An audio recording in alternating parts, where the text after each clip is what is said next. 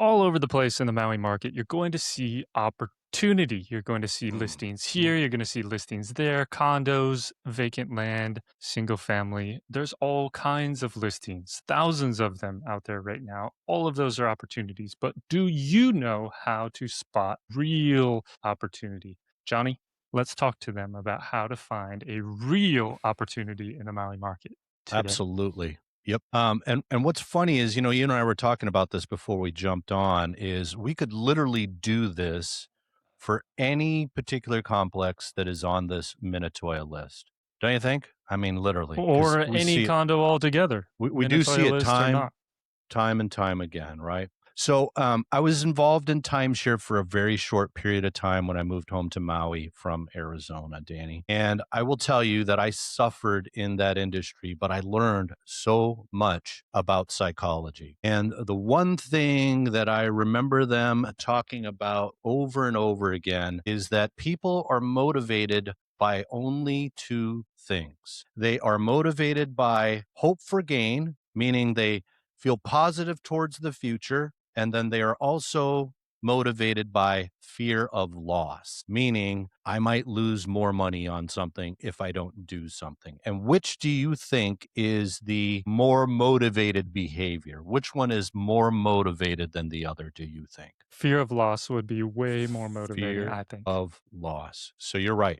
And I absolutely agree with that as well.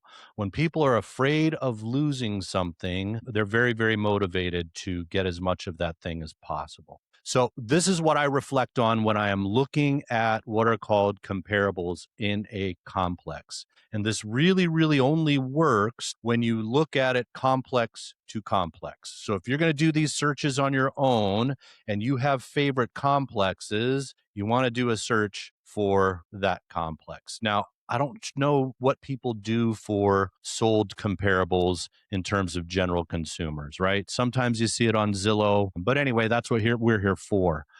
So this is Ka'anapali Royal. And Ka'anapali Royal sits across Mauka mountainside of the resort area of Ka'anapali. It actually sits a little bit on a hill, and then you have the Kai Golf Course between the two complexes, the resorts, and then Ka'anapali Royal.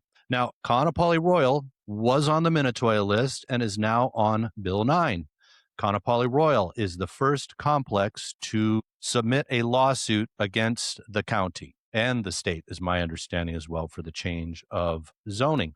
And the reason for that is they have the receipts from when they developed stating the intended usage for this complex. And one of those was vacation rentals, which would make sense since Kaanapali is the first master planned resort community in the entire United States. And Maui boasts three of those. So, in the world of behaviors, we look at past sales to determine where we should list a property. However, this property is now on Bill 9. So, in the world of values, there would definitely be some people that feel the value of these condos comes down as the ability to vacation rent goes away, right? So, that's coming up in 2029.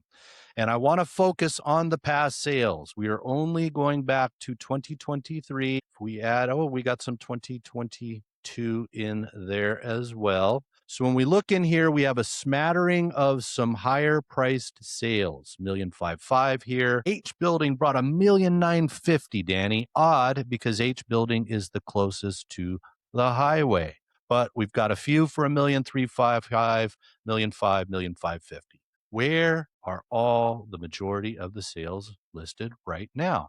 Well, they're a little lower than 1,550,000, but they're still 1,415,000, 1,229,000, 1,350,000, 1,200,000, 1,325,000. And then we've got this one outlier right here, Danny. Now, one could think, well, maybe, John, you've told us that sometimes you get deals because of the location of the unit within the complex, right? Maybe it doesn't have the killer view. Well, in Ka'anapali Royal, there are some views, so that has value. But the real value at Ka'anapali Royal is people don't like stairs, and there's a lot of them there. So people prefer the units that are walk up from the parking lot. And that's what this one is, K201. So they came out 81 days ago, listed at 1,750,000, far below everybody else. And then recently, they've done a reduction to 995. We can agree. I remember that song. One of these kids is doing his own thing. One of these kids. Remember that song? Anyway, I don't think it was Sesame Street. But anyway, we can see for sure this guy with the lowest price and good location is waving his hands. I want to sell. Whereas everybody else, especially this guy right here, Danny, original list price $1,295,000 and felt so strongly about their complex or their unit that they raised it by 30,000 after being on the Classic market Maui for style. 90.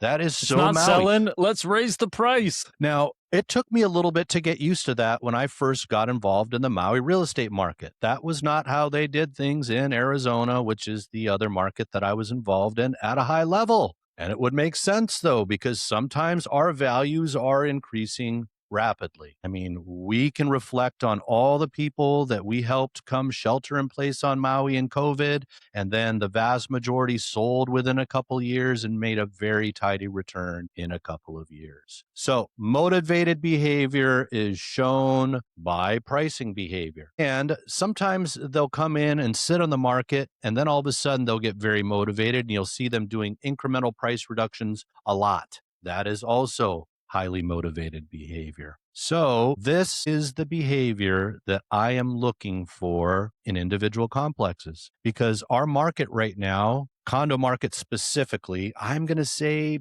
probably in the 70-80% range, are all aspirational priced. They are all hope for gain. As long as I get this number, I will go ahead and sell it.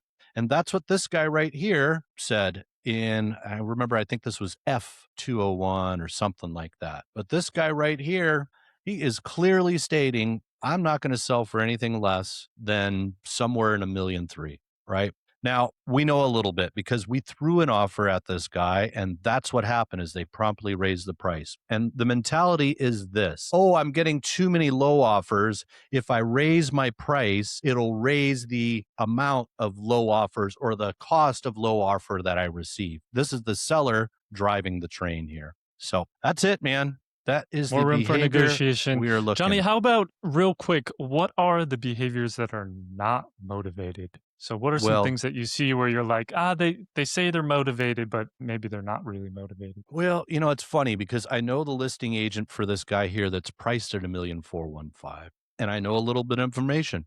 The owner is elderly and no longer traveling here as much. And every time that I reach out to potentially show it or get some information, I am constantly reminded verbally by the agent that the seller is highly motivated. And I say, that's fine.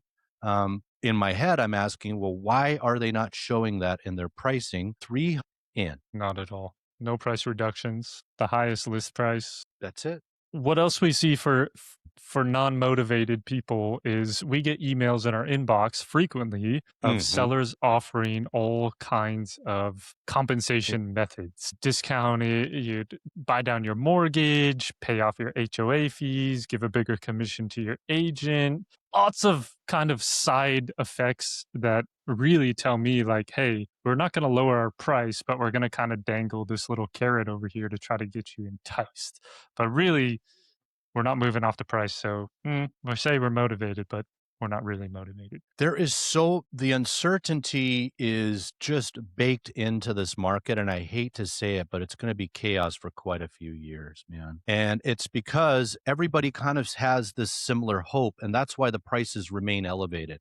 And what I mean by that is I feel the same way. I feel that the condos that were on the Minatoya list that were ratified in 18 had a vested property right that has now been ripped away from them from the state.